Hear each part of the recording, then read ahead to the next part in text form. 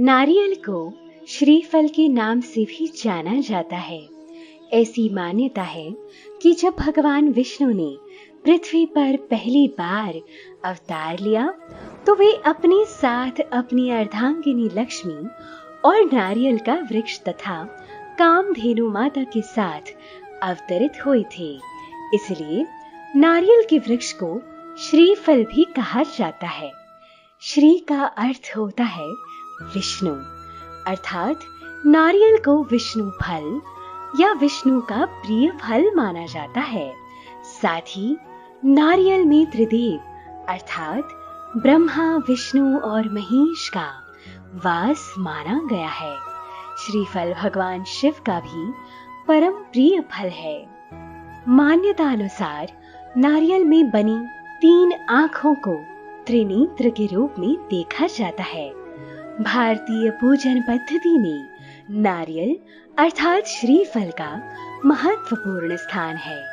कोई भी वैदिक या दैविक पूजन प्रणाली श्रीफल के बलिदान के बिना अधूरी मानी जाती है। साथ ही यह भी एक तथ्य है कि महिलाएं नारियल नहीं फोड़ती। नारियल अर्थात श्रीफल बीज रूप है, इसलिए इसे उत्पादन अर्थात प्रजनन का कारक माना जाता है। श्रीफल को प्रजनन क्षमता से जोड़ा गया है, जो कि स्त्रियां बीज रूप से ही शिशु को जन्म देती हैं। इसलिए नारी के लिए बीज रूपी नारियल को फोड़ना अशुभ माना गया है।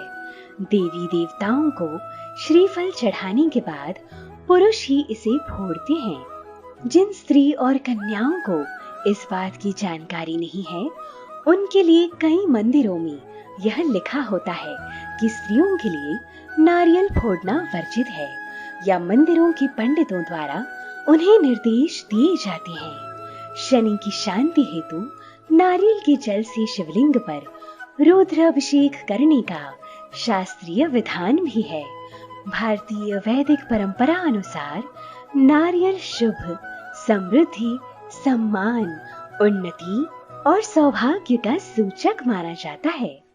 किसी को सम्मान देने के लिए ऊनी शॉल के साथ श्रीफल यानी कि नारियल भी भेंट किया जाता है। भारतीय सामाजिक रीति रिवाजों में भी शुभ शगुन के तौर पर श्रीफल भेंट करने की परंपरा युगों से चली आ रही है। विवाह को सुनिश्चित करने हेतु अर्थात तिलक के समय श्रीफल भेंट किया जाता है। विदाई के समय भी श्रीफल व धनराशि भेंट की जाती है। यहाँ तक कि अंतिम संस्कार के समय भी चिता के साथ नारियल जलाए जाते हैं। वैदिक अनुष्ठानों में कर्मकांड में सूखे नारियल को वेदी में डालकर होम किया जाता है। साथ ही अपने इष्ट देवता व मां लक्ष्मी को नारियल चढ़ाने से धन संबंधी समस्याएं दूर हो जाती हैं।